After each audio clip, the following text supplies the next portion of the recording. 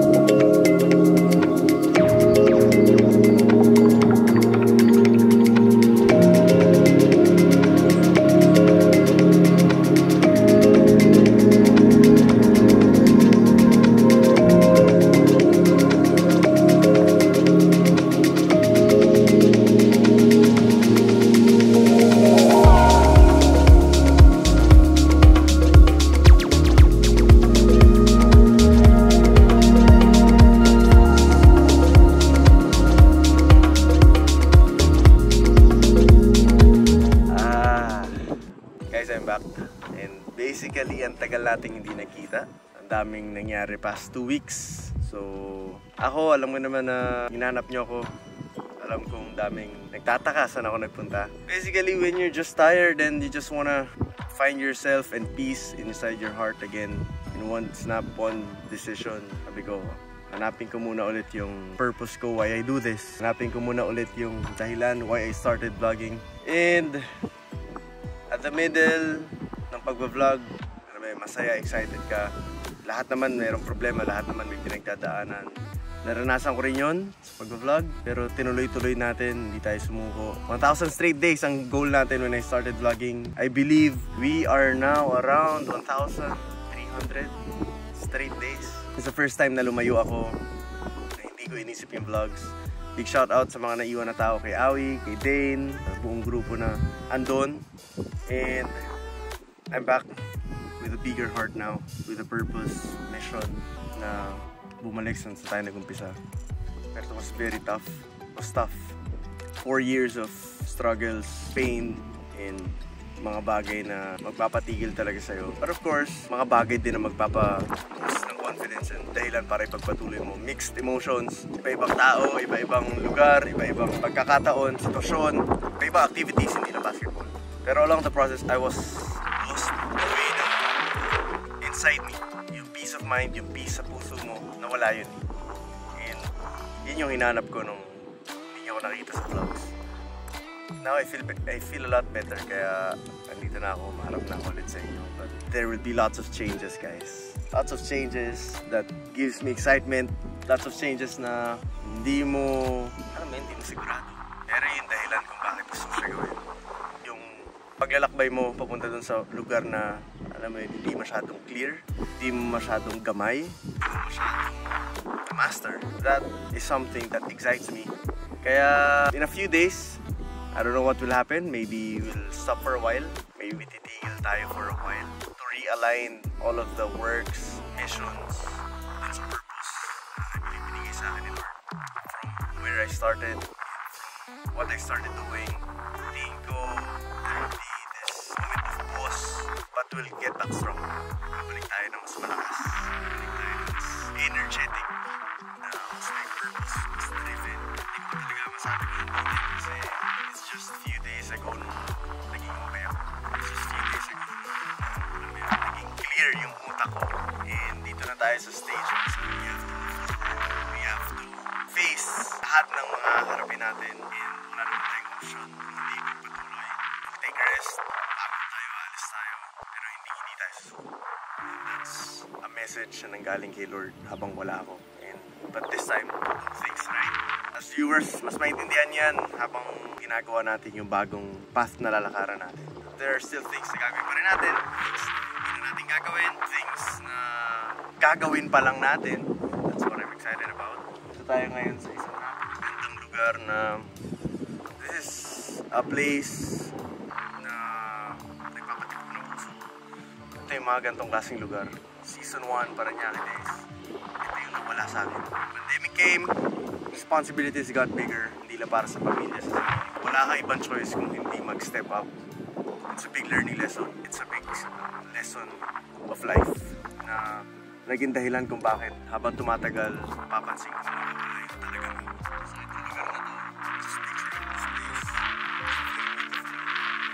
This is actually who I am. Wind, yung tubig, yung bundok, that's actually what makes my heart pound every day. Excitement. Like katulad ng sinasabi ko, season 1 basketball is just part of my life. Pero nangyari kasi nung pandemic, 2-3 years, naging buhay ko yung basketball, which is aminado. There are lots of times kahit na nanalo kami, kahit na maganda yung nangyari sa basketball side, kahit nagiging mundo ko na yung dating hindi ko naman mundo, mawawala kayo. Sa mata ng maraming tao, you're very successful. Sa mata ng maraming tao, financially stable, normal na mga bagay ko sa nina-attach ng tao ang success. Pero for someone, able to breathe this for someone na dito ka naka-attach ng happiness, it's hard na mawala sa ito yung mga bagay na to. And alam mo yun, madami natin natutunan, especially ako sa pinagdaanan ko. Kaya I'm going back kung saan ako makaka-smile ng totoo, kung saan ako makakaramdam ng genuine happiness. And that's what we are gonna work on. Itong susunod na journey na gagawin natin. It's about happiness and genuine happiness. You living on the purpose. Every single day. You can do this. Ito kaya mo gawin. For 2 years, nakulong na ako sa mundo. I had no choice. Of course, kailangan responsibility. Now, bumubukas na yung mundo. I think it's time to open up my heart again. And move back. So, I'm excited. Mas malalim na mensahe. Mas maraming matututunan this time. bilang, syempre, kasama ko. Pati kayo. I want you to really find peace, happiness in your life. Social media, I know it's very toxic. So maybe it's time na gawin natin somewhere masayang lugar ng social media. Hindi ko lang kung narinig niyo ako dahil sobrang lakas ng hangin dito. Pero sa kinakatayuan ko, it describes the new journey na gagawin natin together. Sa mga old subscribers, mga nagmahal ng mga ganitong pagkakataon sa vlogs, guys, I'm back. This time we'll do it stronger. Guys, mahal ko kayo. Yes, stronger together this time nang meron kayong matututunan every time you watch our vlogs. Guys, this is Coach Mav. Kita-kita tayo sa susunod na vlog. Sorry kung dito ang ginawa yung vlog natin. Isa to sa lugar kung saan ko nahanap yung peace. Which is very important. You have peace inside your heart. Importante. You know your purpose. And whatever material things na makuha mo without peace is nothing. Guys, this is Coach Mav. Kita-kita tayo sa susunod na vlog. And